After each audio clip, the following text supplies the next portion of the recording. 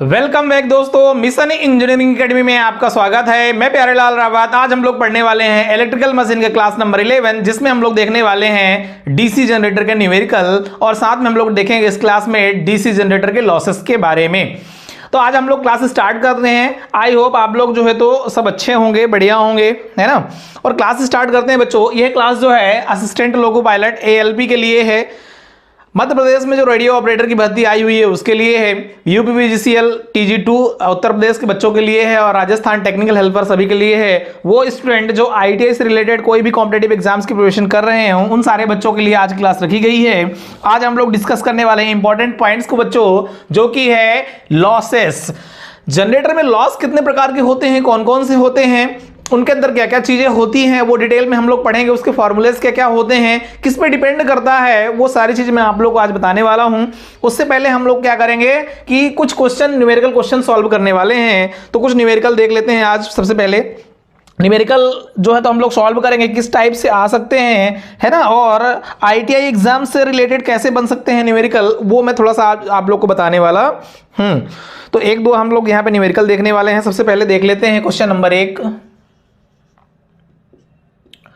Question number 1 बच्चों क्या कहता है कि एक डीसी जनरेटर है, उसमें जो लोड है ना, वो जो लोड है उसमें 200 वोल्ट पर जो है तो 100 एम्पियर की धारा सप्लाई करता है। यदि उसकी शंट फील्ड वाइंडिंग का प्रतिरोध 50 ओम तथा आर्मेचर का प्रतिरोध 0.1 ओम हो तो आर्मेचर में उत्पन्न EMF का मान कितना होगा, ये हमें ज्ञात करना है। सबसे पहले मैं आप लोग को एक क्वेश्चन दे देता हूं, उसको आप लोग को फाइंड आउट करना है, ज्ञात करना है। क्या कह रहा क्वेश्चन?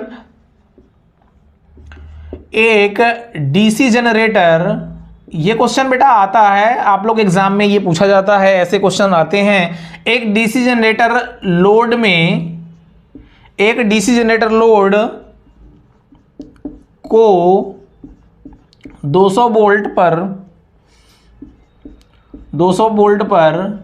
100 एम्पियर की धारा, मतलब करंट, धारा सप्लाई करना मतलब प्रवाहित करना, है ना, सप्लाई करता है।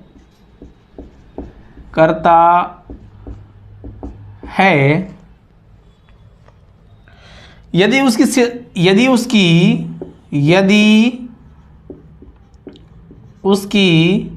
शंट की बात कर रहा है बच्चों, है ना, यदि उसकी शंट फील्ड वाइंडिंग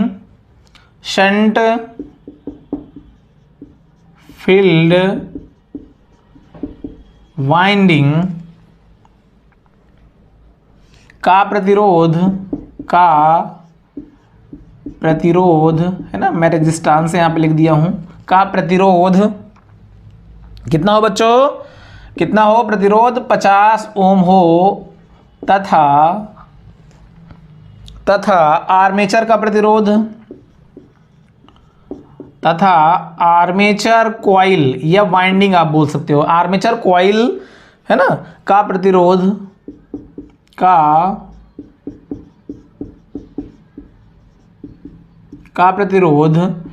0.1 ओम हो, 0.1 ओम हो तो आर्मेचर में उत्पन्न, आर्मेचर कॉइल में उत्पन्न EMF का मान ज्ञात करना है। EMF, है ना, आर्मेचर कॉइल में उत्पन्न EMF, इलेक्ट्रोमोटिव फोर्स, EMF का मान ज्ञात कीजिए। ऐसा क्वेश्चन आ सकता है बच्चों। ALP असिस्टेंट लोको पायलट में जनरली पूछा जाते हैं, कुछ क्वेश्चन आते हैं, है ना। 100 नंबर का अगर पेपर होगा तो उसमें मान के चलिए कि कम से कम जो है तो 5 से 7 क्वेश्चन ऐसे होंगे जो न्यूमेरिकल बेस्ड होंगे। हमें ये क्वेश्चन सॉल्व करना आना चाहिए। इस प्रकार से यदि क्वेश्चन आता है तो हम क्या करेंगे बच्चों, सबसे पहले इस क्वेश्चन को पढ़ेंगे। क्या कह रहा है बच्चों कि एक डीसी जनरेटर लोड को, कोई एक डीसी जनरेटर है जिसके लोड को 200 वोल्ट पर, ठीक है, कितना बच्चों, 200 वोल्ट पर 100 एम्पियर की धारा सप्लाई करता है। यदि उसकी शंट फील्ड वाइंडिंग का प्रतिरोध कितना हो, यदि उसकी शंट फील्ड वाइंडिंग का प्रतिरोध कितना हो बच्चों, 50 ओम हो तथा उसके आर्मेचर कॉइल मतलब एक शंट कॉइल होती है और एक क्या होती है बच्चों, आर्मेचर कॉइल होती है ना। आर्मेचर जो उसके रोटर के साथ में कनेक्ट होती है। तो आर्मेचर कॉइल का प्रतिरोध कितना हो बच्चों, 0.1 ओम हो। तो आर्मेचर में जो उत्पन्न विद्युत वाहक बल है, नया करंट वोल्टेज जो बनता है वो कितना बनेगा, ये हमें ज्ञात करके बताना है। इस क्वेश्चन में ये है। तो बच्चों सबसे पहले हम लोग सॉल्व करेंगे तो क्या देखेंगे कि इसमें दिया क्या क्या है, फाइंड आउट क्या करना है और दिया क्या है। हम देखेंगे कि इसमें दिया क्या क्या है बच्चों, तो हम लोग लिख लेते हैं। इसमें दिया क्या क्या गया है बच्चों, दिया गया है क्या क्या बच्चों, वो देख लेते हैं। मैं एकदम बेसिक से बता रहा हूं, है ना, बेसिक सारी चीजें बता रहा हूं आप लोग को। सबसे पहले हम लोग देखेंगे बच्चों इसमें वोल्टेज दिया हुआ, कितना वोल्ट दिया हुआ बच्चों, हम जानते हैं कि यहां पे 200 वोल्ट दिया हुआ है। फिर यहां पे धारा दी हुई है, करंट कितनी दी हुई है बच्चों, 100 एम्पियर दी हुई है। फिर आगे क्या दिया हुआ बच्चों हमारे पास में, शंट फील्ड वाइंडिंग का प्रतिरोध, ठीक है, मतलब RSH दिया हुआ है, ठीक है, क्या दिया हुआ है, RSH दिया हुआ है। शंट फील्ड वाइंडिंग का प्रतिरोध कितना दिया हुआ बच्चों, 50 ओम दिया हुआ है।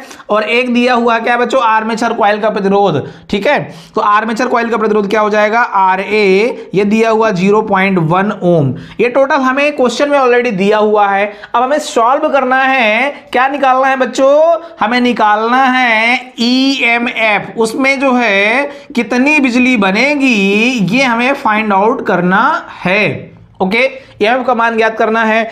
EMF का मान ज्ञात करने के लिए हमारे पास सबसे पहले क्या होना चाहिए बच्चों, सबसे पहले हमारे पास में एक प्रतिरोध होगा। दोनों प्रतिरोध से हम सॉल्व नहीं कर पाएंगे, दोनों प्रतिरोध को हम एक प्रतिरोध पहले बनाएंगे। करंट वोल्टेज हमारे पास में ऑलरेडी है, तो हम लोग देख लेते हैं। सबसे पहले हम लोग देख लेते हैं बच्चों, सबसे पहले क्या करेंगे कि हम सबसे पहले निकाल लेंगे ISH, ठीक है। सबसे पहले क्या निकालेंगे, हम लोग ISH निकाल लेंगे।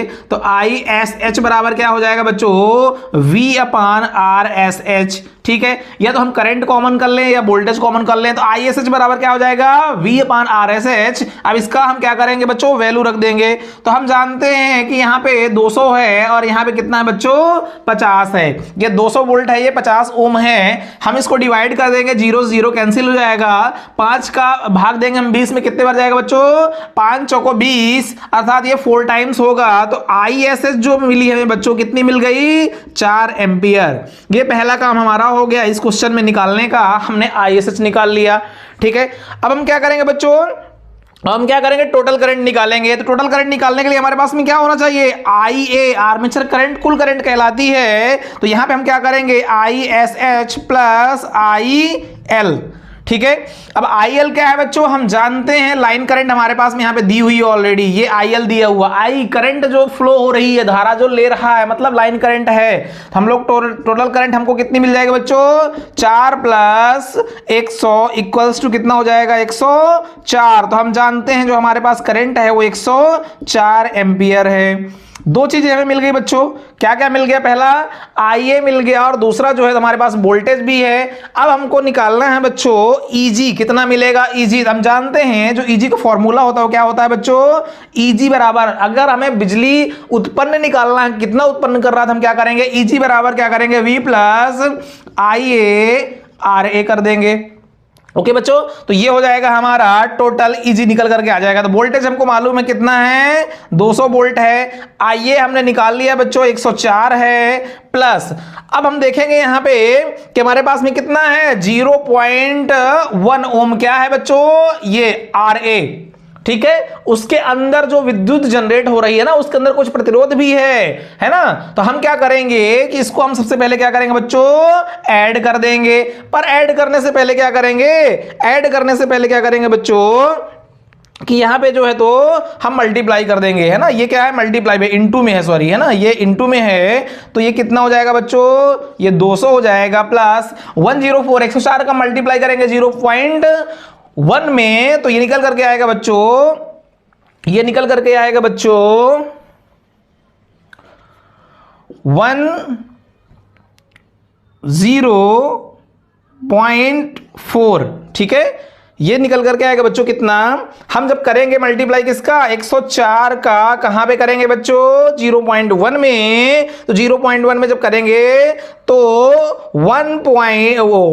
10.4 निकल करके आएगा। जब इसको हम ऐड करेंगे बच्चों तो कितना हो जाएगा, ये हो जाएगा 210.4 वोल्ट। यही हमारा आंसर कहलाएगा बच्चों इजी का, ये हमारा निकल करके आ जाएगा इजी, यही हमारा जो है तो आंसर कहलाएगा। ओके, यही हमारा क्या कहलाएगा बच्चों, आंसर कहलाएगा। ठीक है, तो इस प्रकार से हम लोग क्या करते हैं, कोई क्वेश्चन में अगर ये वैल्यू दी हुई है तो हम इजी निकाल लेते हैं आसानी से, है ना। अब हमको ये समझ में अगर नहीं आया होगा तो बच्चों क्या करोगे आप लोग, 0.4 में मल्टीप्लाई आपको करना 0.1 में। ठीक है, तो ये सॉल्व होकर के निकल करके आएगा कितना बच्चों, ये निकल करके आएगा 10 है ना, मतलब 10.4 ये निकल करके आएगा। इसको आप प्लस कर दोगे किसमें 200 में, तो टोटल वोल्टेज हमारा निकल करके आ जाएगा। ये इतना कम क्यों आ रहा, 100 को 104 को 10.4 क्यों कर रहा है बच्चों, क्योंकि 0.1 में हम लोग मल्टीप्लाई कर रहे हैं, है ना,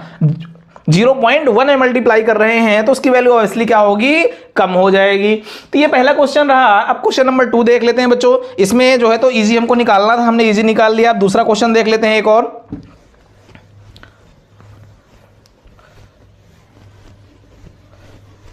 क्वेश्चन नंबर 2 देख लेते हैं जो कि न्यूमेरिकल आता है।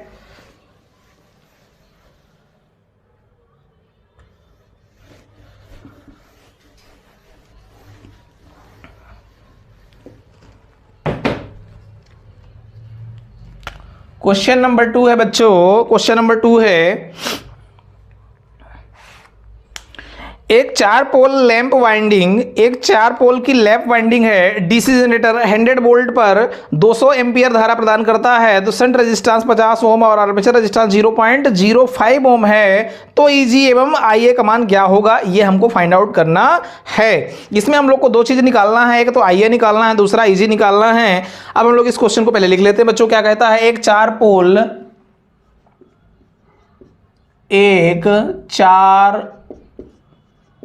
पोल लैप वाइंडिंग की बात कर रहा है बच्चों, ये बहुत इंपॉर्टेंट है। लैप वाइंडिंग, हम जानते हैं कि लैप वाइंडिंग जो होती है वो उसमें थोड़ा सा वैल्यूज अलग होती हैं, क्योंकि लैप वाइंडिंग में जो भी क्राइटेरिया होता है वो आर्मेचर और पोलों की संख्या के बराबर होती हैं, है ना, और वेब में 2 होता है, तो वो गणित को यहां पे समझना पड़ेगा। एक 4 pole lap winding DC generator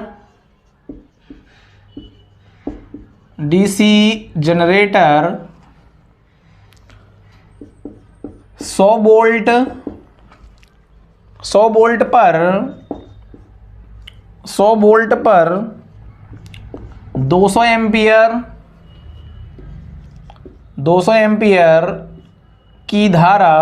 200 ampere की धारा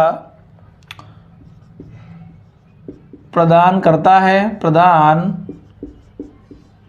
है। क्या कह रहा है बच्चों, एक 4 पोल का हमारे पास डीसी जनरेटर है जिसमें लैप बाइंडिंग की हुई है और वह है 100 वोल्ट पर 200 एम्पीयर की धारा प्रदान करता है, मतलब जनरेट करता है, ठीक है, देता है।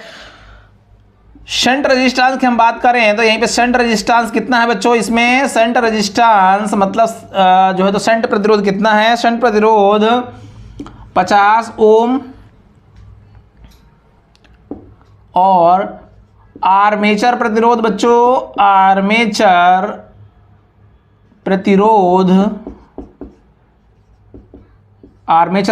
कितना है बच्चों, 0.05 ओम, ठीक है, 0.05 ओम है।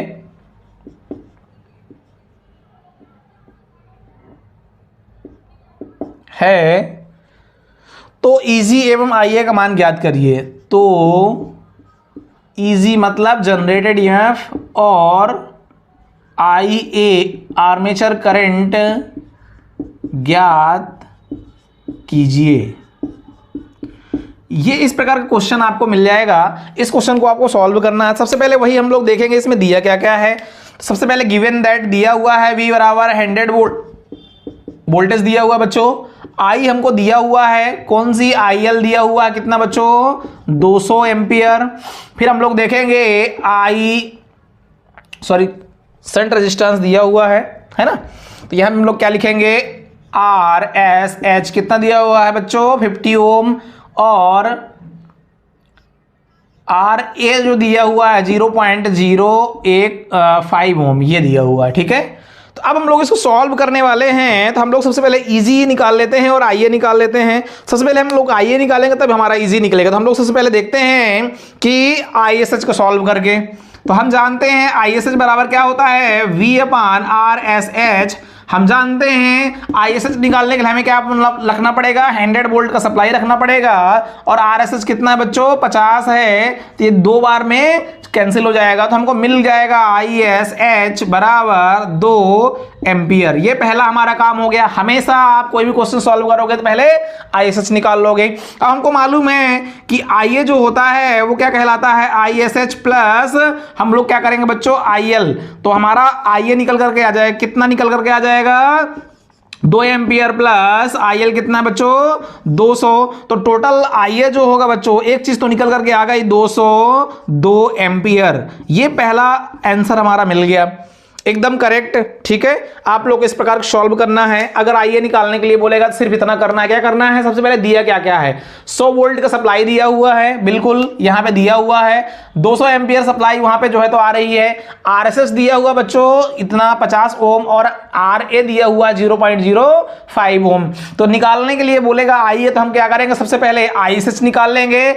आईएसएच निकालने के बाद ही हम यहां पे जो है आईए निकाल सकते हैं, क्योंकि जो लाइन करंट होती है वो तो ठीक है, लेकिन उसमें शंट करंट भी होती है, उन दोनों को जोड़ना पड़ेगा तब जाकर के आईए हमारा निकल गया। तो ये पहला आंसर आ गया हमारा। अब दूसरा क्या कह रहा है बच्चों, इजी निकालना है। तो इजी निकालने के लिए हम लोग क्या करेंगे, इजी का फॉर्मूला हम लोग को मालूम है बच्चों कि इजी जो है तो है वो V प्लस आईए और आर ए होता है। तो हमारे पास है V कितना है, V है हमारे पास में 100, आईए निकल करके आ गया बच्चों कितना 202, और मल्टीप्लाई यहाँ पे आर ए कितना हो जाएगा बच्चों, आर ए जो है 0.05 है। अब 202 को 0.05 में आप मल्टीप्लाई जब करेंगे तो वो निकल करके आएगा बच्चों, है ना। इसको हम लोग क्या करेंगे, गुणा करेंगे, तो ये निकल करके आएगा बच्चों, ये तो 100 लिख देंगे, ये गुणा होगा तो इसकी जो वैल्यू निकल करके आएगी बच्चों कितनी आएगी 10.1। ठीक है, और इसको हम जोड़ देंगे बच्चों तो कितना हो जाएगा 110.1 वोल्ट। यही इसका आंसर होगा बच्चों, यही इसका क्या होगा, आंसर होगा, यही इसका आंसर होगा। इस प्रकार से हमें जो है तो क्या करना है बच्चों, सॉल्व करना है। ये जो 0.05 ओम है ये मैंने अपने से लिया है, किसी में 2 होगा, किसी में 4 होगा, किसी में 6 होगा, किसी में 5 होगा, कुछ भी है ना, वो आप मान सकते हैं। तो उस प्रकार से सॉल्व हो जाएगा, आपके क्वेश्चन का जो है आंसर मिल जाएगा। चलो एक क्वेश्चन और देख लेते हैं बच्चों, इसके बाद हम लोग स्टार्ट करते हैं। इसके बाद हम लोग स्टार्ट करते हैं बच्चों लॉसेस को। ठीक है, अब मैं यहां पे एग्जांपल के तौर पर मैं आपको यहां पे एक क्वेश्चन चेंज करके दे दूं। मान लो उसने क्या बोला बच्चों कि हमारे पास में जो वोल्टेज है, ठीक है, जो वोल्टेज है वो कितना है बच्चों, वो जो वोल्टेज है वो 400 वोल्ट का है। ठीक है, आर्मेचर रेजिस्टेंस जो है वो मान लेते हैं बच्चों कितना है 25 है। ठीक है, और आर्मेचर प्रतिरोध जो है वो कितना है बच्चों, आर्मेचर प्रतिरोध जो है वो मैं मान लेता हूं कि 10 ओम है। ठीक है, तो अब इसको सॉल्व करना है, तो आप कैसे सॉल्व करोगे, फटाफट आप लोग देख लो। सबसे पहले गिवन दैट दिया क्या है, तो हम जानते हैं V बराबर 400 वोल्ट दिया हुआ। ठीक है, दिया हुआ है। आर्मेचर लाइन करंट कितनी दी हुई है 200 एम्पियर दी हुई है। फिर हम आएंगे RSH में, तो कितना दिया हुआ बच्चों, ये 25 ओम दिया हुआ है। ठीक है, फिर हम लोग आएंगे बच्चों RA कितना दिया हुआ है 10 दिया हुआ है। अब हमको सॉल्व क्या करना है, सबसे पहले आप लोग को क्या देखना है बच्चों, सबसे पहले देखना है ISH निकालना, क्योंकि हमें आईए निकालना है। यहां पे निकालना क्या क्या है वो भी मैं लिख देता हूं। तो आपको निकालना है इजी जनरेटेड ईएमएफ निकालना है बच्चों, और आईए निकालना है, अर्थात आर्मेचर करंट निकालना है। सबसे पहले आप लोग को आर्मेचर करंट निकालना पड़ेगा, तब जाके इजी निकलेगा। तो आईए निकालने के लिए हम क्या करेंगे बच्चों, हम जानते हैं आईए निकालने के लिए हमारे पास में क्या होना चाहिए, आईएसएच होना चाहिए प्लस आईएल होना चाहिए। हम जानते हैं, ये पहला हो गया। हम जानते हैं इजी निकालने के लिए हमारे पास भी क्या होना चाहिए बच्चों, बच्चों V प्लस IA होना चाहिए। तो अब देखना पड़ेगा यहां पे आपको कि पहले क्या निकलेगा। हम जानते हैं पहले IA निकालेंगे तभी तो IA यहां पे रखेंगे तो EG निकलेगा। तो हम सबसे पहले क्या निकाल लेते हैं बच्चों, IA। तो देखो यहां पे IA मैं निकाल रहा हूं। IA निकालने के लिए हम लोग क्या करेंगे, पहले बच्चों हमारे पास में लाइन करंट तो है पर शंट करंट नहीं है, तो हम लोग सबसे पहले क्या करेंगे कि शंट करंट निकाल लेंगे। ISH निकाल लेंगे V/RSH रख के। तो यहां पे हमारा निकल करके आ जाएगा बच्चों, यहां पर निकल करके आ जाएगा ये 400 वोल्ट है, ये हमारे पास 400 वोल्ट है और ये हमारे पास में कितना है बच्चों 25 ओम है। ठीक है, तो अब हम लोग भाग दे देंगे बच्चों। कैसे करोगे भाग, आप लोग 400 में भाग दे दोगे 25 का तो कितना निकल करके आएगा बच्चों,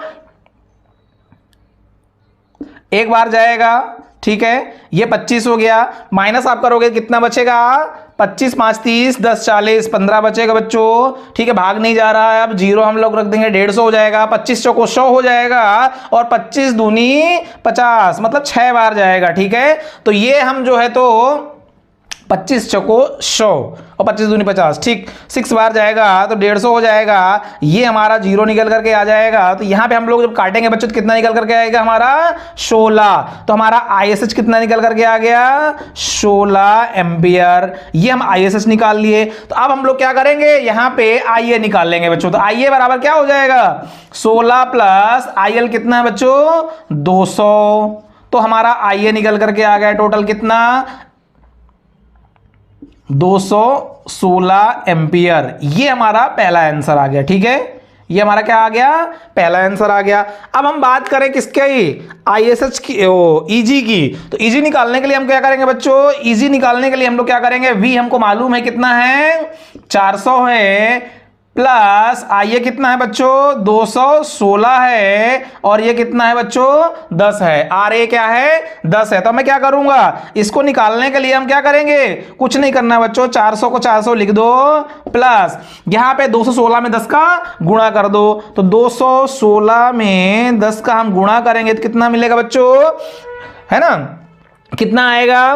तो जीरो का पहले हम लोग गुणा करेंगे, 3 जीरो आ जाएंगे और एक का गुणा करेंगे तो 6 1 2 अर्थात कितना हो जाएगा बच्चों, एक जीरो इस पे लग जाएगा तो 2 1 6 0 हो जाएगा। तो यहां पे हमारे पास में हो जाएगा बच्चों कितना 2160। ठीक है, ये हमने गुणा कर लिया। अब इसको हम जोड़ देते हैं बच्चों। तो 400 अगर उसमें और जोड़ रहे हैं तो कितना हो जाएगा, इसमें अगर हम लोग 400 और जोड़ दें बच्चों तो कितना हो जाएगा बच्चों 0 हो जाएगा, 6 हो जाएगा, 4 1 5 हो जाएगा और 2 हो जाएगा 25 60 हो जाएगा, 25 60 वोल्ट। यही हमारा क्या निकल करके आएगा बच्चों, इजी निकल करके आएगा। तो इस प्रकार से आप लोग को जो है तो सॉल्व करना है। वो मैं वैल्यू इसलिए पॉइंट में रख रहा था ताकि आप लोग को थोड़ा गणित करने में जो है तो मजा आए, आप लोग को थोड़ा दिमाग लगे। वैसे क्वेश्चन जो आता है बच्चों इजी आता है, इस प्रकार से आता है 2 4 6 8 10 जो भी वैल्यू इसकी रख देगा, है ना, तो एकदम आपको इजी सॉल्व करने के लिए आ जाएगा। आप कुछ नहीं करना, गिवन दैट दिया क्या है वो पहले लिख लेना है, फिर निकालना क्या है वो पहले देख लेना है। और आप लोग देखना कि यदि हम इजी निकालेंगे और IA निकालेंगे तो उसके लिए सूत्र क्या बनता है, हम जानते हैं IA के लिए ये बनता है, इजी के लिए ये बनता है। अब IA निकालना तो उसके लिए क्या क्या जरूरी है, IL दिया हुआ है, जो भी लाइन करंट दी हुई है। ISH निकालेंगे तो ISH निकाल लेंगे भैया कैसे, इस प्रकार से निकाल लेंगे। तो हमारा ISH निकल आएगा। जब ISH निकल आएगा तो हम दोनों को जोड़ देंगे तो हमारा क्या निकल करके आ जाएगा बच्चों, IA निकल करके आ जाएगा। जब IA निकल करके आ जाएगा तो हमको मालूम है कि वोल्टेज हमारे पास दिया हुआ है, IA हमने निकाल लिया है, RA हमारा दिया हुआ है। हम क्या करेंगे, इन दोनों को मल्टीप्लाई करके जोड़ देंगे तो हमारा इजी निकल करके आ जाएगा। आई होप आप लोग को ये क्वेश्चन समझ में आया होगा। और इसी प्रकार से आपके एग्जाम में क्वेश्चन आते हैं और एकदम सिंपल आते हैं, पॉइंट में कोई ज्यादा वैल्यू नहीं रहती है, नॉर्मल वैल्यू रहती है। आप लोग को नॉर्मल क्या करना है, फॉर्मूले याद करना, निकालना क्या है, उसका सूत्र क्या होगा, सबसे पहले क्या निकालना है देख लेना है, क्या क्या दिया है उसी से आप सॉल्व कर सकते हैं। बहुत ही इजी है बच्चों। तो आज की क्लास में हम लोगों ने न्यूमेरिकल देख लिया है। अब हम लोग स्टार्ट करते हैं बच्चों। टॉपिक है डीसी जनरेटर की हानियां, लॉसेस कौन कौन से होते हैं। आज मैं थोड़ा सा आप लोग को इसके बारे में बताऊंगा, फिर हम लोग जो है तो और डिटेल में पढ़ेंगे कल लॉसेस के बारे में। तो लॉसेस जो होते हैं बच्चों वो मेनली तीन प्रकार के होते हैं। एक होता है आयरन लॉस, दूसरा होता है कॉपर लॉस और तीसरा होता है मैकेनिकल लॉस। डीसी जनरेटर में अगर आपसे कोई पूछता है कि लॉस कितने प्रकार के होते हैं तो आप लोग को बताना है बच्चों कि लॉस मेनली तीन प्रकार के होते हैं। ओके, लॉस कौन कौन से होते हैं बच्चों? सबसे पहले देखते हैं डीसी जनरेटर की हानियां। Losses of DC generator.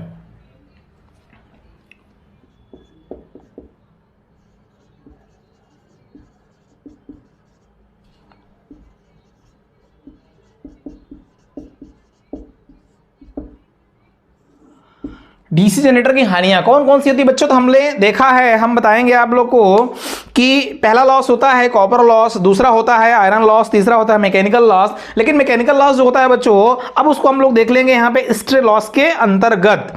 तो हम लोग देखेंगे सबसे पहले टाइप्स ऑफ लॉस।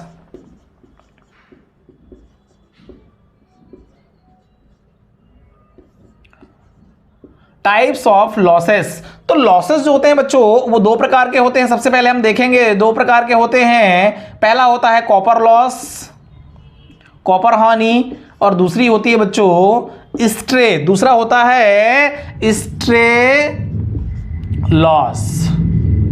ओके, आप लोग को यदि मैकेनिकल लॉस की बात करेगा तो मैकेनिकल लॉस जो होगा बच्चों वो स्ट्रे लॉस के अंतर्गत ही आएगा। अब हम देखेंगे स्ट्रे लॉस जो होता है कितने प्रकार का होता है। तो यहीं पे मैं आप लोग को बता दूं, स्ट्रे लॉस जो होता है वो दो प्रकार का होता है बच्चों। एक होता है स्ट्रे लॉस आयरन लॉस जिसको हम बोलते हैं, और दूसरा होता है मैकेनिकल लॉस। मैकेनिकल का मतलब होता है बच्चों यांत्रिक, उसके उपकरण का लॉस, है ना। जब वो घूम रहा होता है उसकी बॉडी के जो लॉसेस होते हैं या उस इंस्ट्रूमेंट्स के अंदर जो लॉस होता है उसको हम बोलते हैं मैकेनिकल लॉस। अब हम देखेंगे आयरन लॉस कितने प्रकार का होता है। तो हम जानते हैं बच्चों कि आयरन लॉस जो है तो दो प्रकार का होता है। कौन कौन सा होता है बच्चों? ये होता है ईडी करंट लॉस, भंवर धारा हानि जिसे हम बोलते हैं, और दूसरा होता है हिस्टैरिसीस लॉस।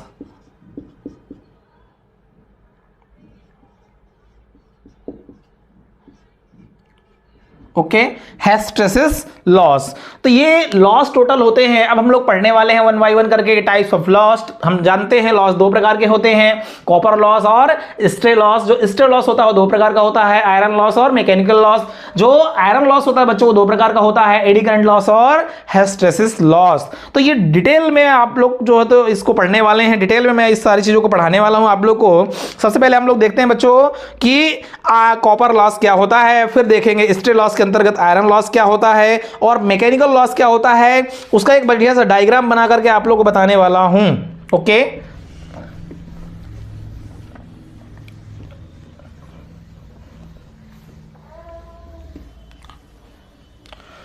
तो आज देख लेते हैं बच्चों कॉपर लॉस को। ओके, कॉपर लॉस क्या कहता है? फर्स्ट है कॉपर लॉस, इसको हम लोग बच्चों आई स्क्वायर आर लॉस भी बोलते हैं। ओके, आई स्क्वायर और लॉस भी बोलते हैं, जो कि वाइंडिंग में होता है। जब हम बिजली वहां से प्रोवाइड कराते हैं, बिजली जनरेट करते हैं बच्चों, धारा का प्रवाह होता है तो उसमें गर्मी पैदा होती है, ऊष्मा पैदा होती है करंट के कारण, प्रतिरोध के कारण।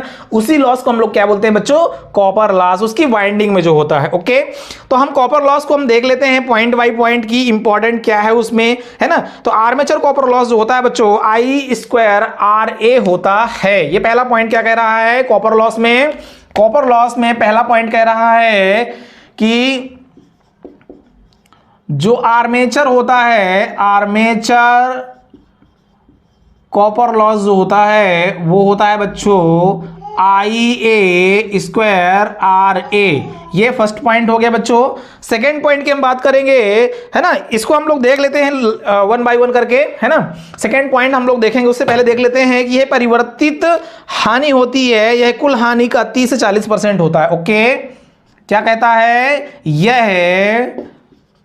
यह परिवर्तित हानि होती है, यह परिवर्तित हानि होती है।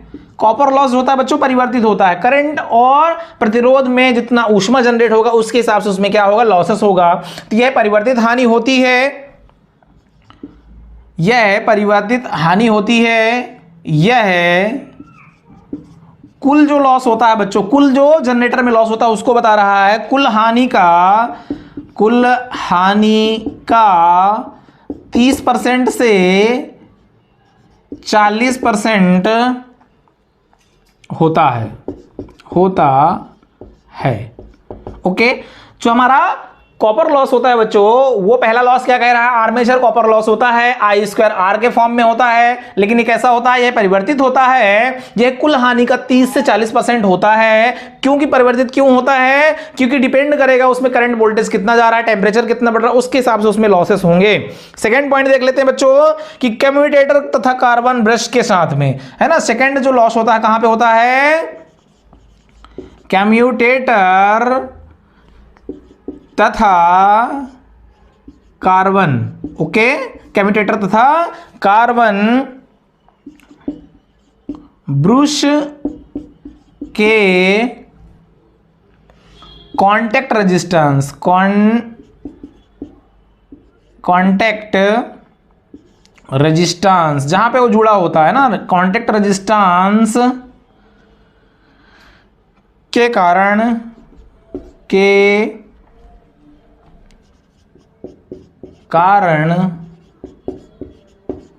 होने वाली हानि आर्मेचर कॉपर लॉस में सम्मिलित होती है। आर्मेचर कॉपर लॉस में सम्मिलित होती है। ठीक है, ये दूसरा पॉइंट हो गया। एक नोट पॉइंट देख लो बच्चों, क्या कहता है, को फील्ड कॉपर लॉस जो होता है ना, फील्ड कॉपर लॉस जो होता है बच्चों, क्या कहता है, वो कहता है कि यह कुल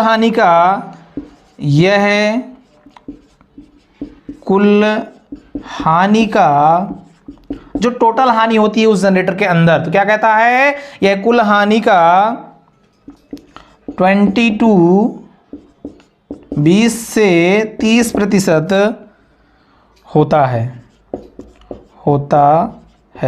जो फील्ड वाइंडिंग होती है बच्चों, जो फील्ड वाइंडिंग का कॉपर लॉस होता है वो कितना होता है, कुल हानि, जो कुल हानि हो रही है ना, उसका 20 से 30% होता है। ये किनका होता है, तो हम जानते हैं कि फील्ड वाइंडिंग किसकी होती है बच्चों, ये शंट एंड सीरीज वाइंडिंग होती है। इन दोनों का टोटल जो लॉसेस होते हैं वो कितने होते हैं, 20 से 30% होते हैं। अब हम लोग देखने वाले हैं बच्चों, सेकंड है आयरन लॉस। स्टील लॉस में देख लेते हैं। ओके, ये इंपॉर्टेंट है, इस सारी चीजों को आप लोग को याद रखना है, नोट्स में मेंटेन करना है, क्योंकि एग्जाम में यहीं से क्वेश्चन आते हैं। तो हम लोग जो है तो सेकंड लॉस देख लेते हैं बच्चों। दूसरा लॉस है स्ट्रे लॉस। क्या, स्ट्रे लॉस। स्ट्रे लॉस जो होता है वो पहला प्रकार है बच्चों आयरन लॉस। हम लोग पहले आयरन लॉस को देख लेते हैं। आयरन लॉस जो होता है यह एक स्थिर हानि होती है। क्या होता है बच्चों, ये बहुत इंपॉर्टेंट है, एग्जाम में यहीं से पूछा जा सकता है। जो कॉपर लॉस होता है वेरिएबल अर्थात परिवर्तित लॉस होता है, जो आयरन लॉस होता है वो एक स्थिर लॉस होता है, फिक्स हानि होती है। यह एक स्थिर मतलब होता है बच्चों कांस्टेंट, फिक्स, स्थिर हानि है। ओके, तो हम लोग देखेंगे सबसे पहले कि आयरन लॉस होता है एक स्थिर हानि होती है, फिक्स लॉस होता है। अब इसके अंतर्गत सबसे पहले हम लोग देखेंगे कि यह कितना होता है। हम बात करेंगे कितना होता है, तो कुल हानि का, है ना, यह कुल हानि का बच्चों कितना होता है, 22, है ना, 20 to 30% होता है। ओके, मतलब ये फिक्स होता है और 20 से 30% होता है। आयरन लॉस 20 से 30% होता है, वो फिक्स होता है। ठीक है, लेकिन वेरिएबल कौन सा होता है, कॉपर लॉस होता है। अगला पॉइंट देख लेते हैं बच्चों, आयरन लॉस के बाद अगला पॉइंट देख लेते हैं बच्चों ईडी करंट लॉस, है ना। इसी में स्ट्रे लॉस में कौन सा था, eddy current loss. Iron loss में जो है तो पहला हम लोग देख लिया, ये फिक्स होता है, स्थिर होता है। अब यहां पे हम लोग देख लेते हैं ईडी के बाद, सॉरी हाँ, आयरन लॉस जो होता है ये हो गया। अब ईडी करंट उसके अंतर्गत आती है, ठीक है, ईडी करंट और हिस्टैरिसीस, तो इनकी हम बात कर लेते हैं। आयरन लॉस हो गया। अब हम लोग देखेंगे यहां पे भंवर धारा हानि कितनी होती है, ईडी करंट लॉस, ये एग्जाम में आते हैं डायरेक्ट, तो मैं इसलिए आप लोग को बता रहा हूं। ईडी करंट लॉस जो होता है बच्चों वो कितना होता है, तो हम लोग सबसे पहले इसके फार्मूले की बात करेंगे। तो ये होता है बच्चों P बराबर के ई वी मैक्स का square F square T square V. ये फॉर्मूला आप लोग को याद रखना है, वेरी वेरी इंपॉर्टेंट, किसका, एडी करंट लॉस का बच्चों, ठीक है। इससे कम करने, है ना, इसे कम करने हेतु क्या करते हैं बच्चों, इसे कम करने हेतु लैमिनेटेड कोर का उपयोग करते हैं, और हमेशा जो इसकी लॉसेस होगी काउंट होगी बच्चों वाट में, है ना। क्या बोलते हैं कि इसके, है ना, क्या लिखेंगे हम बोल बच्चों, इसके लॉस को कम करने के लिए, लॉस को कम करने के लिए, कम करने के लिए लैमिनेटेड कोर, लैमिनेटेड कोर का उपयोग करते हैं, कोर का उपयोग करते हैं। यदि हमें जनरेटर के अंदर एडी करंट लॉस को कम करना है बच्चों, तो क्या हमें करना पड़ेगा, जो कोर हम लोग यूज करेंगे उसको लैमिनेटेड करेंगे, अर्थात उसमें वर्निश पेंट लैमिनेशन करेंगे, है ना, लैमिनेशन कर देंगे, तो उस लॉस को हम लोग जो है हद तक कम कर सकते हैं। बी देख लो बच्चों, जो कि आयरन लॉस के अंतर्गत पहला पॉइंट हो गया एडी करंट, दूसरा हो गया हिस्टैरिसीस। तो हिस्टैरिसीस क्या कहता है ये भी देख लेते हैं। हिस्टैरिसीस लॉस जो होता है बच्चों वो क्या कहता है कि इसका सबसे पहले हम लोग फॉर्मूला लिखेंगे, है ना, पीएच बराबर क्या होता है बच्चों, हिस्टैरिसीस लॉस का मतलब होता है कि एच वी मैक्स 1.6, ये ध्यान देना है बच्चों, और इसमें स्क्वायर में कुछ भी नहीं होता है, इंटू टी इंटू वी। तो ये हो गया हमारा क्या, हिस्टैरिसीस लॉस, और हमारे पास जितने भी लॉस काउंट होंगे वो सब उसकी यूनिट क्या होगी बच्चों, वाट होगी। इसको कम करने के लिए क्या करते हैं बच्चों, सिलिकॉन स्टील का उपयोग करते हैं, है ना। इसको या इस लॉस को कम करने के लिए, इसको कम करने के लिए सिलिकॉन स्टील का उपयोग करते हैं। यदि हमें क्या करना है बच्चों, हिस्टैरिसीस लॉस को कम करना है, तो हम क्या करेंगे, सिलिकॉन स्टील का उपयोग कर लेंगे। उससे क्या होगा बच्चों कि हिस्टैरिसीस लॉस कम किया जा सकता है। एडी करंट लॉस कम करने के लिए हम क्या करते हैं, जो कोर बनी होती है, चाहे वो मोटर की हो, जनरेटर की हो, ट्रांसफार्मर की हो, उसको हम क्या करते हैं बच्चों, लैमिनेटेड करते हैं, जिससे भी हम क्या कर सकते हैं, एडी करंट लॉस को कम किया जा सकता है। अगर इन दोनों को कम करना है, इन दोनों लॉस को कम करना है, तो बच्चों क्या करना पड़ेगा कि आप सिलिकॉन स्टील को लैमिनेटेड करके आप यूज कर लोगे, तो ये दोनों लॉस खत्म हो जाएंगे। अर्थात दोनों को रिड्यूस करने के लिए हम क्या करेंगे बच्चों कि silicon steel with lamination, silicon steel को लैमिनेटेड करके यूज करेंगे, लैमिनेटेड करके यूज करेंगे, तो हम क्या कर सकते हैं, हम दोनों लॉसेस को एक साथ रिड्यूस कर सकते हैं, कम कर सकते हैं। आई होप आप लोग को सारी चीजें क्लियर हो गई होंगी, है ना। लास्ट हम लोग देख लेते हैं बच्चों, लास्ट हम लोग देख लेते हैं मैकेनिकल लॉस को, इसके बाद हमारा लॉस खत्म हो जाएगा, फिर हम लोग देखेंगे बच्चों आगे की कहानी को। तो आप देखते हैं मैकेनिकल लॉस क्या कहता है, ये इंपॉर्टेंट था बच्चों, आप लोग को ध्यान रखना है। AD current loss, hysteresis loss का सूत्र क्या होता है, इसको कम कैसे किया जा सकता है ना। तो जो हमारे पास में एडी करंट लॉस होता है उसको अगर हमको कम करना है तो लैमिनेशन कोर का उपयोग करेंगे। यदि हमें हिस्टैरिसीस लॉस को कम करना है तो बच्चों क्या करेंगे, सिलिकॉन स्टील का उपयोग करेंगे। और यदि हमें दोनों को कम करना है तो सिलिकॉन स्टील को लैमिनेटेड करके यूज कर लेंगे, तो दोनों कम हो जाएंगे। अब हम लोग देख लेते हैं बच्चों, हमारे पास में जो दूसरा है वो देख लेते हैं बच्चों, क्या है, मैकेनिकल लॉस।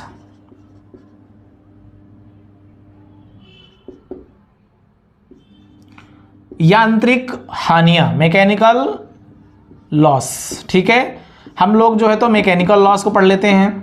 यह है बच्चों किसका, यह है स्ट्रे लॉस का प्रकार। ठीक है, स्ट्रे लॉस दो प्रकार के होते हैं, आयरन लॉस और मैकेनिकल लॉस, उसी को हम लोग देख रहे हैं, यांत्रिक हानि को। ठीक है, तो यांत्रिक हानि क्या कहता है बच्चों, ये हमेशा होता है, यह कुल हानि का 10 से 20% होता है। कितना होता है बच्चों, यह है कुल हानि का 10 to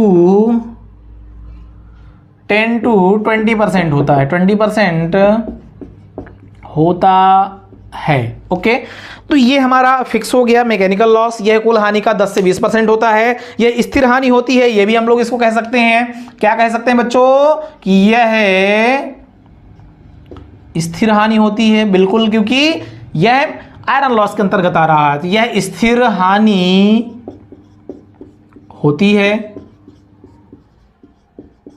सेकेंड पॉइंट क्या कह सकते हैं इसको, सेकेंड पॉइंट क्या कह सकते हैं बच्चों, कि यह घर्षण हानि प्लस कार्बन ब्रश दोनों हानि से मिलकर बना होता है।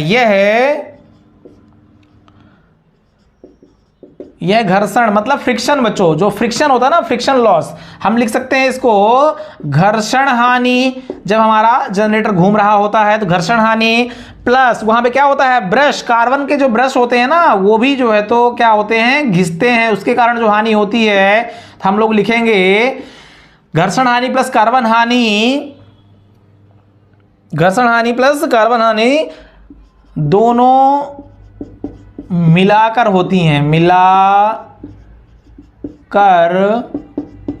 होती हैं। ठीक है, तीसरा पॉइंट क्या कह रहा है बच्चों, तीसरा पॉइंट कहता है कि आर्मेचर पर जो हवा होता है, हवा के कारण जो घर्षण होता है ना, उसे हम विंडेज लॉस भी बोलते हैं, वो भी इसी में होता है। तो एक हो गया बच्चों एयर फ्रिक्शन, है ना, एयर फ्रिक्शन लॉस। ठीक है, हवा का घर्षण ये भी होता है। ठीक है, फिर चौथा हो जाएगा बच्चों कौन सा, वियरिंग का घर्षण। ठीक है, कौन सा बच्चों, वियरिंग बेरिंग जो होती है ना, जिसको हम लोग बेरिंग बोलते हैं, बेरिंग, है ना, बेरिंग हानि, है ना, यह हम लिख सकते हैं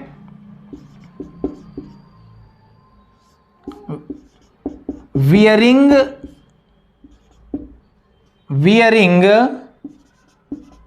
घर्षण हानि। ओके, तो ये टोटल मैकेनिकल लॉस के अंतर्गत आता है। मैकेनिकल लॉस जो होता है वह स्थिर हानि होती है। कुल हानि कितनी होती है मैकेनिकल की, 10 से 20% होती है। किसके कारण होती है बच्चों, ये बहुत इंपॉर्टेंट है। जो मैकेनिकल लॉस होता है वो फ्रिक्शन के कारण होता है, कार्बन फ्रिक्शन के कारण होता है, एयर फ्रिक्शन के कारण होता है और वियरिंग फ्रिक्शन के कारण होता है। मतलब जब घूमता है तो उसमें हवा का घर्षण भी होता है ना, और उसमें जो है तो है वो कार्बन के ब्रशेस की घर्षण के कारण होता है, वियरिंग के घर्षण के कारण होता है। इस सारे घर्षण के कारण क्या होता है बच्चों, मैकेनिकल लॉस होता है। अब हम देखते हैं बच्चों, अब हम जो है तो एक डायग्राम देख लेते हैं यहाँ पे कंप्लीट। मैं यहाँ पे अब जो है तो सारे आपको लॉसेस बता चुका हूं।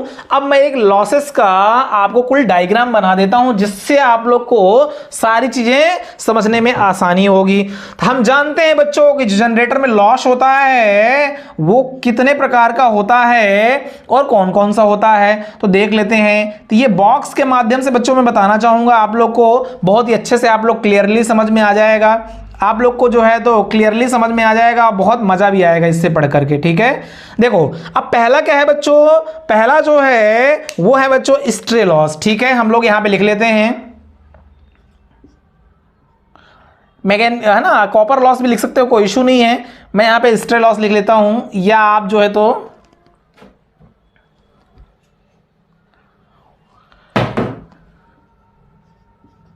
Stray loss. ठीक है, ये हमारा एक बॉक्स हो गया। दूसरा हमारे पास में होता है बच्चों आई स्क्वायर और लॉस अर्थात कॉपर लॉस होता है। ठीक है, यहां से आप लोग को बहुत ही अच्छे समझ में आएगा। ये हो गया हमारा दूसरा बॉक्स बच्चों। ये हमारे पास लॉस कितने प्रकार के हो गए बच्चों? तो हमारे पास लॉस जो है वो दो प्रकार के हो गए। कौन कौन से? पहला हो गया, ठीक है, पहला हो गया स्ट्रे लॉस, दूसरा हो गया कॉपर लॉस, मैंने यहीं पे बना दिया है। अब हम लोग देखेंगे आगे, तो हम जानते हैं कि जो हमारे पास में स्ट्रे लॉस होता है वो दो प्रकार का होता है। जो स्ट्रे लॉस होता है बच्चों वो होता है दो प्रकार का, ठीक है। कौन कौन से होते हैं? तो हम जानते हैं बच्चों कि ये जो होते हैं ये दो प्रकार के होते हैं। तो ये दोनों प्रकार हम लोग लिख लेते हैं यहां पे। एक होता है यहां पे आयरन लॉस, आयरन लॉस, ये एक बॉक्स बन गया। दूसरा हमारे पास होता है बच्चों मैकेनिकल लॉस, मैकेनिकल लॉस, ये हमने अभी जस्ट पढ़ा है ना, सारी चीजें मैंने पढ़ा दिया है। अब बस आप लोग को जो है यहाँ पे समझना है, जो हमारे पास में आयरन लॉस होता है बच्चों वो दो प्रकार का होता है। कौन कौन से दो प्रकार होते हैं? तो हम जानते हैं, एक होता है हमारे पास में ईडी करंट लॉस, ओके, ये आप लोग को याद रखना है। इस प्रकार से आप डायग्राम बनाओगे तो आप लोग को पढ़ने में आसानी होगी। हिस्टैरिसीस लॉस, आपकी कॉपी में अगर इस प्रकार का बना रहेगा कॉलम बाय कॉलम तो आप लोग बहुत अच्छे से समझ सकते हैं। अब हम लोग देखेंगे बच्चों जो मैकेनिकल लॉस होता है उसमें कौन कौन से लॉस होते हैं, तो हम लोग देख लेते हैं। मैंने जैसे पढ़ाया है, एक मैकेनिकल लॉस होता है, पहला होता है बच्चों क्या? मैकेनिकल लॉस से पहला होता है फ्रिक्शन लॉस, घर्षण के कारण, ठीक है, घर्षण हानि जो फ्रिक्शन के कारण होती है। और दूसरी होती है एक और फ्रिक्शन के कारण क्या होता है बच्चों? हम बोलते हैं जिसको विंडेज लॉस, विंडेज लॉस। तो ये आप लोग ध्यान रखना है, एक विंडेज लॉस होता है, एक फ्रिक्शन लॉस होता है। फ्रिक्शन में बहुत सारी चीजें आ जाती हैं, हमने पढ़ा अभी, एयर है ना, एयर और उसका जो है तो कार्बन का ब्रशेस वगैरह होते हैं, वो सारी चीजें। अब हम लोग देख लेते हैं कॉपर में। तो कॉपर में कौन कौन से होते हैं बच्चों? तो कॉपर में जो हानियां होती हैं वो मेनली कौन कौन सी होती हैं, तो हम लोग देख लेते हैं। कॉपर में पहली हानि होती है आर्मेचर, आर्मेचर लॉस पहले होता है बच्चों, ठीक है। आर्मेचर लॉस कितना होता है ये भी देख लेते हैं। तो ये होता है 30% टू 40%, ठीक है, ये पहला हो गया। अब हम लोग दूसरा देख लेते हैं क्या होता है इसमें। फील्ड वाइंडिंग का लॉस होता है, फील्ड वाइंडिंग का भी लॉस होता है। तो ये कितना होता है, कितने परसेंट होता है बच्चों? ये कौन कौन सी वाइंडिंग हो सकती है? Shunt, oblique, series. ये टोटल कितनी होती है बच्चों? ये होती हैं 20% से 30% के बीच में। और तीसरा हमारे पास जो होता है एक, वो होता है बच्चों ब्रश कांटेक्ट लॉस। कौन सा? Brush contact loss, brush contact loss. ये आप लोग को सारी चीजें याद रखना है, ठीक है। अब हम लोग देख लेते हैं कि सबसे ज्यादा लॉस कौन सा होता है। तो मैं आप लोग को बता दूं, यहां से आप लोग को जो है तो मजा आ जाएगा समझने में। जो कॉपर लॉस होता है बच्चों वो सबसे ज्यादा होता है। कितना होता है? वो होता है 30 टू 40%, ठीक है, 30 टू 40% ये सबसे ज्यादा होता है बच्चों, ठीक है। फिर उसके बाद होता है आयरन लॉस, ये भी फिक्स होता है। ये कितना होता है बच्चों? ये होता है 20% से 30% के बीच में, ठीक है। फिर जो सबसे कम होता है बच्चों वो होता है मैकेनिकल लॉस, मैकेनिकल लॉस। ये जो होता है वो मात्र होता है ना, कितना होता है बच्चों? ये होता है मात्र 10% से 20%, ठीक है। तो आप लोग से कोई पूछता है कि जनरेटर में जो लॉसेस होते हैं वो सबसे ज्यादा लॉस कौन सा होता है, तो कॉपर होता है, फिर आयरन होता है, फिर मैकेनिकल लॉस होते हैं। मेनली लॉस जो होता है वो दो प्रकार का होता है। कौन कौन सा? कॉपर लॉस होता है और स्ट्रे लॉस होता है। स्ट्रे लॉस के अंतर्गत दो प्रकार के होते हैं। कौन कौन से बच्चों? आयरन लॉस और मैकेनिकल लॉस। आयरन लॉस दो प्रकार का होता है, एडी करंट और हिस्टैरिसीस। इसके सूत्र दोनों को याद रखना, सूत्र आता है हमेशा एग्जाम में। मैकेनिकल लॉस जो होता है वो मेनली घर्षण या घर्षण लॉस ही होता है, फ्रिक्शन लॉस ही होता है। उसमें हम लोग परसेंटेज लॉस भी ऐड कर देते हैं। कॉपर लॉस जो होता है 3 प्रकार से हो सकता है मेनली। कौन कौन सा बच्चों? आर्मेचर कॉपर लॉस हो सकता है और फील्ड कॉपर लॉस हो सकता है। सॉरी, 2 प्रकार का ही मेन होता है क्योंकि वाइंडिंग में होता है ना। कार्बन ब्रशेस का कांटेक्ट लॉस भी होता है, उसके अंतर्गत हम काउंट कर लेते हैं। ये सबसे ज्यादा होता है, फिर ये होता है, फिर ये होता है। तो आज क्लास बच्चों यहां तक हम लोग जो है तो खत्म करते हैं, है ना। कल से हम लोग आगे के लेक्चर लेकर के आएंगे। डीसी जनरेटर को हम लोग जो है तो 2-3 क्लास में खत्म करने वाले हैं। तो ये रहा बच्चों आज की क्लास, जिसमें हम लोगों ने पढ़ा कुछ न्यूमेरिकल क्वेश्चन हमने 2-3 देखे और साथ में हम लोग लास्ट में देखा डीसी जनरेटर की हानियां। आई होप आप लोग को यह क्लास बहुत अच्छी लगी होगी, काम की लगेगी और आपके एग्जाम में यहां से बहुत हेल्प मिलने वाली है। यदि बच्चों इस चैनल में अभी तक आप जुड़े हैं तो अपने इस चैनल को सब्सक्राइब जरूर करना, लाइक करना और शेयर करना और अपने दोस्तों के साथ में इसको शेयर जरूर करना। तब तक के लिए जय हिंद, जय Bharat, take care, bye bye.